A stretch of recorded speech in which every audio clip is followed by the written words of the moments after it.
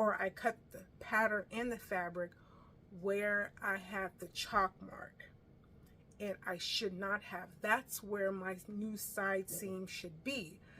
I should have marked the skirt with the chalk, and then I should have added seam allowance to it. My E-stitches, I'm just carefully.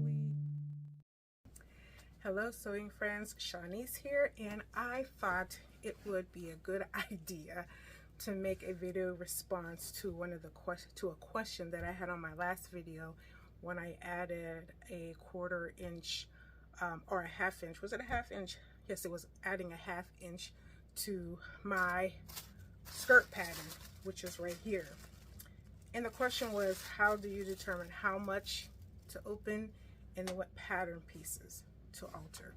So it's a mildly complex question, and I'm going to address it I'll try to do one way now, and then later on maybe another video, because what I try not to do is I don't want to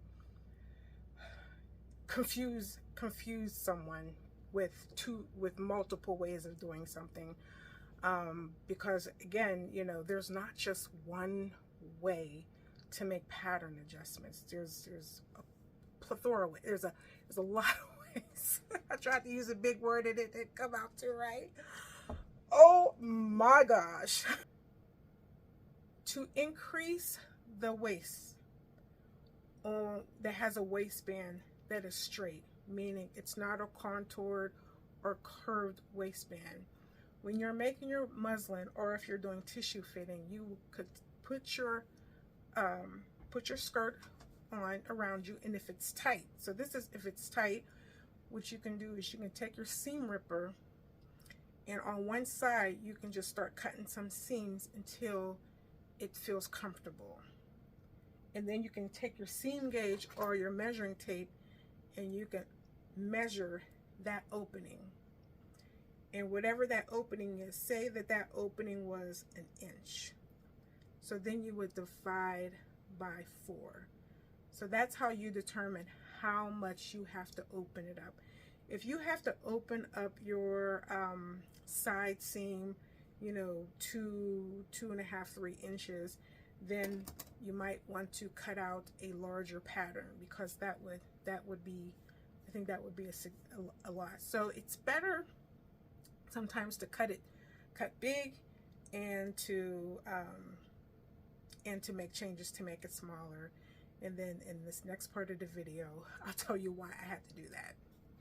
Here's the thing. What I did is I made the skirt. It was a wearable muslin. I knew I wanted to wear it, and I wanted to make it. I wanted to test out the pattern, and I wanted to wear it.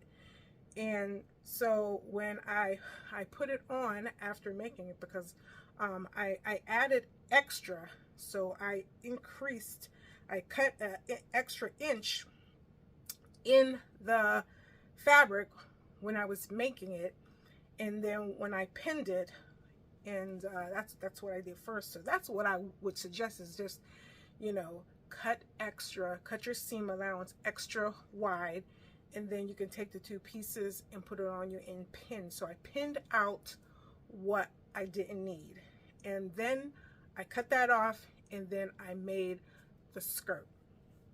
So here's where I had a little mistake. I pinned the sides, and then I marked it with a chalk where I needed to cut off. What I did was I cut the fabric, or I cut the pattern in the fabric where I have the chalk mark, and I should not have. That's where my new side seam should be. I should have marked the skirt with the chalk, and then I should have added seam allowance to it. So what happened was and as I cut the pattern, I realized that's what I did, and that I was going to need to add that back to my pattern. So I said, well, that's a good time to just show how I'm going to add a 1/2 inch back to the pattern that I should not have cut off in the first place. Figured I needed about 1/2 inch to add to the pattern. So I took a 1/2 inch and I divided it by 4. So if you think about your skirt front has 2 side seams and your back piece has 2 side seams. So that's 4 side seams. So I needed a 1/2 inch. So half of a 1/2 inch is a quarter. Half of a quarter is an 1/8. So this one pattern, so that means I'm going to need 1/8 of an inch on my 4 edges of my skirt. The front piece is, oh, sorry. The front piece is on a fold.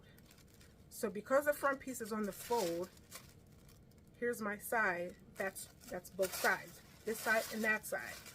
So adding an 1/8 to the front piece is adding an 1/8 to both sides. And then for the back piece is cut twice, but again, you need an 1/8 on this side and an 1/8 on that side. So to cut this out with an 1/8, that's going to give me the increase that I'm going to need at my waist. I hope I did not oversimplify that for anyone, and if I did, I am very sorry. I do not mean to I do not mean to be offensive in any of the videos I make or any of the teachings, but I just know how some people get on YouTube. And now the thing is, if you are going to make a skirt and it has a waistband, then you have to take that waistband into consideration as to how much you're going to increase. So this is the waistband, and the waistband is one long piece, and then the center front is marked. So if you are making a skirt or buy a skirt pattern, when I buy a skirt pattern that has a straight or a square or rectangle, not a square, but a rectangle waistband, I cut the whole thing out. There are markings here for the different sizes. I do not cut those out. I keep it the longest length possible, and I also cut it out the longest length possible, because when I'm making a skirt, my weight fluctuates. So I'm not sure where I'm going to be. So I don't want to cut this. What I prefer to do is I prefer to cut this large, and then I take the center and I match it up to my skirt, and then I pin, then I fit my skirt with pins. This is where the zipper is in the back, right here. My waistband will come far out here, and then I can cut it down as I please.